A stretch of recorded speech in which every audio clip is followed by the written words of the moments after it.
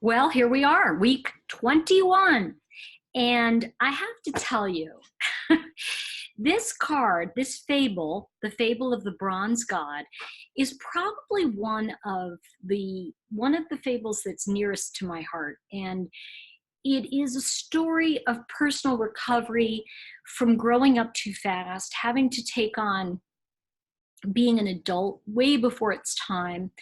It's remember that it is going to be the sixth card in the third chakra. So what is the sixth energy, the sixth chakra? That's third eye. That's psychic. I want to say sight, if you will, sixth sense. It's a sixth sense.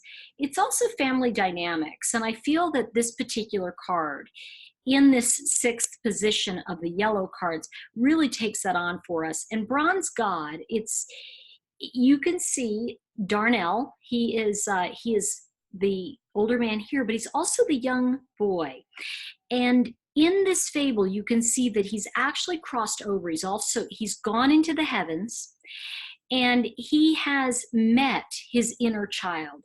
And the idea is that because he had to be an adult way too soon, his inner child, his inner playful self never really got to, I want to say, integrated. It never got integrated in his life.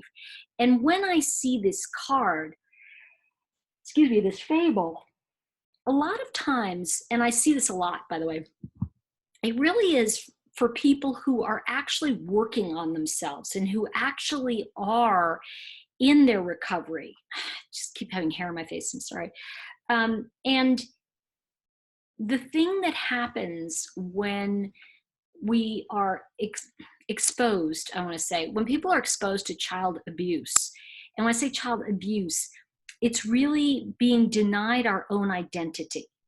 And it doesn't have to be that a parent does that to us. Sometimes they don't know they're doing it. And particularly when we look at Bronze God in the story, when you read his family story, you'll see it really wasn't anybody's fault.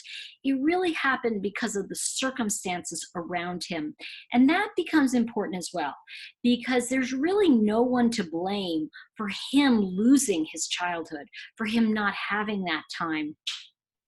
And what this does is it represents for all of us that when we take away the idea of blame, and I'm not saying that somebody shouldn't have been responsible or what have you, or that things didn't happen that were challenging or bad in a sense, what it does mean is that we are reclaiming our life and finding our voice.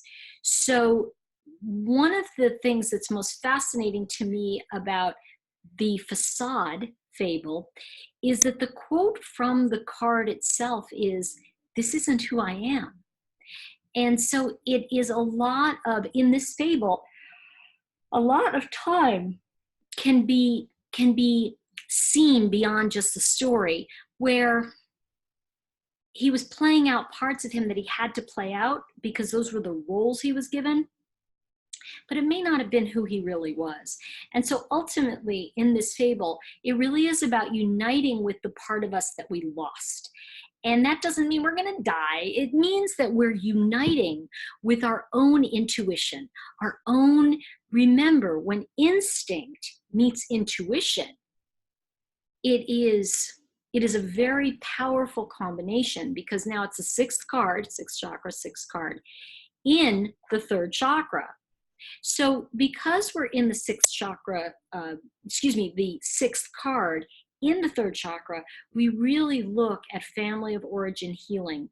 So a lot of times when people pull this card or I'm doing a reading, I'll often say, oh, so this is about working on family of origin issues or a painful childhood. And, sometimes people just say to me, I did that already. And I say, well, that may be true, but this is a time of integration and can simply indicate that you have done the work.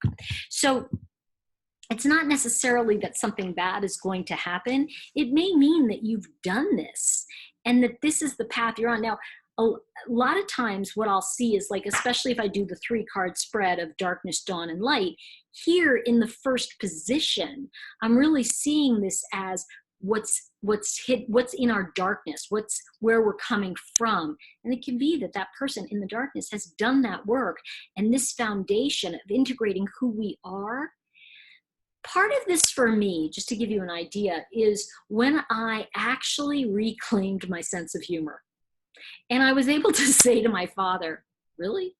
And this reminds me of a story when I hadn't moved to California, sorry, my father was on tour, and I must have been, I think I was 19, and I went he was in Los Angeles, and I went to visit him, and I was so excited. I'd never been to Los Angeles.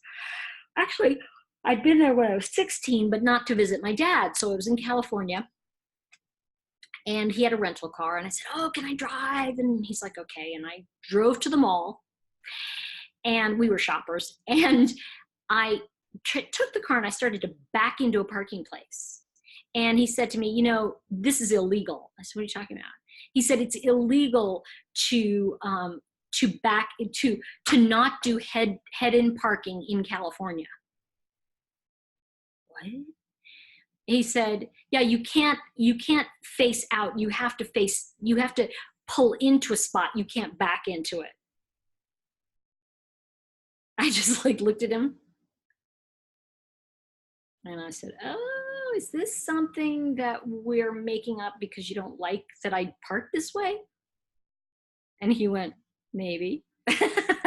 And it became a running joke for years. I'm like, he would say something that would be like, you really need to do it this way. I'd go, is this like I need to back in or head in parking? I'm going to get a ticket or something? He said, maybe. So it became, once I reclaimed that part of me, that humor, my life got easier. And when I say easier, it wasn't simple, but I was able to look at things from a point of view that really shifted me and integrated parts of me that I thought were gone. So keep in mind that when it says, this isn't who I am, it can mean that the facade that has been put up may be melting away, or it may have melted. So the idea of taking everything so seriously is something in my mind that really melted with the facade, because it really came to me in my life. It was more about having to control things because I was full of fear, and my father was full of fear. So when we would get to that place of like, I'd be like, is this like a rule so that you can get me to do what you want? And he'd be, yeah. Oh, okay, good, I'm good. Then I'll do the rule your way. I'm good. And so over time, he learned to say to me, you know, I really want to tell you to do it a different way, but I just don't want to hear about the head-in parking. And I'd be like, what's your suggestion? And he was able to say, you know, I really suggest you try it this way. And then I was able to say to him, you know, I'm going to break through that boundary and I'm going to do something different. And he'd be like, okay. What I'm saying is that the facade card is about letting go and dropping all the pretense to pretend that you're right, so that you can get somebody to do something the way you want. Or the idea is, if you're not really you, then they've never been really relating to you. So when you say, this isn't who I am, you're going to wake up and recognize that isn't who they are either. So it becomes a very interesting, this particular chakra becomes in yellow, becomes when we look at fight or flight. Am I going to fight for some idea, head-in parking, that's ridiculous, right? Or am I going to fly away from the idea of needing it to be the way I want it to be? And so that really becomes an important thing here of like, what is it that I need to regain? And so that's really what I want you to look at this week. The message of the week, of course, the facade is the fake front, one that we show the world for appearance sake. This week, we'll look at the path of rediscovering your authentic voice and of reclaiming the past to integrate it into your life in a way that empowers you. And for me, sometimes that means it's a past I never had. Like I never really, I mean, we had a sense of humor, but I wasn't able to really approach challenging things or things that I'd go, that's stupid, or I'd cause a fight, right? Because in the past, it would have been like, what are you kidding me? You know, and we would have been screaming across the parking lot at each other. And I was able to say, really, it's a law? Yeah. We got out of the car, and I'll tell you what, I don't want to break the law, and I know it's really going to bother you, so here's the key. I'm going to be in the store. And he was like, okay. And later when I came back out, he hadn't moved the car. So it's interesting because when I look at being able to authentically communicate without the facade, you know, and I see a lot of parents do this, you know, they'll tell their kids a lie so they can get their kid to do what they want. They don't mean it as a lie. They mean it as, oh, you know, it's because this will happen, right? And rather than taking that moment, now, it's not a horrible thing. It really isn't. I just want to say that if you, oh, I did that to my kids, who cares? You know, are they still alive? Then you did fine. So the tip of the week, we all have a lost child within us. But this fable strikes a chord, especially for survivors of deep wounding in childhood. We may put up a facade to protect ourselves and appear normal, but this requires us to play a role that drains our life energy. To free ourselves from whatever it is that chains us to the past, we must appreciate the survival skills that carried us through our previous difficulties. So this is also a week to honor the survival techniques you got and the ability to see through crap. I mean, really, I don't know about you, but this particular idea in this fable, and I'm curious to hear what you think of the fable, really helped me cut through the crap, because the more, listen, sometimes the more, if you think of abuse as a prism, right?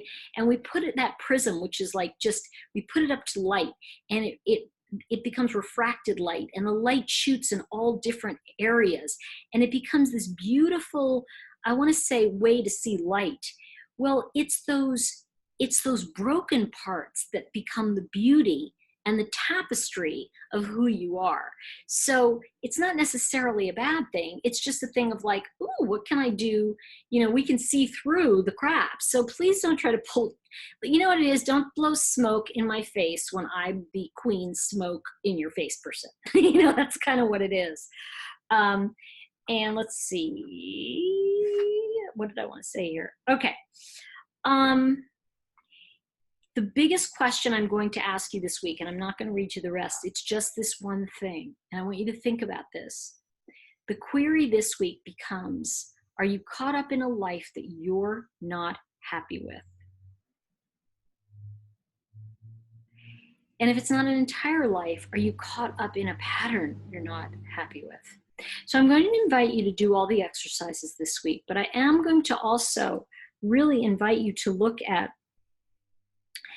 the idea of how much you play, how's your sense of humor, and what part of you are you reclaiming? I'd love to hear that in the comments below, and I'm going to see you in the final week of the yellow chakra. This is my favorite chakra. I don't mean to, you know, pull any punches, but I think the fables are these are wonderful lessons, if you will, or awareness ideas for the neutral observer. So I'm going to see you next week.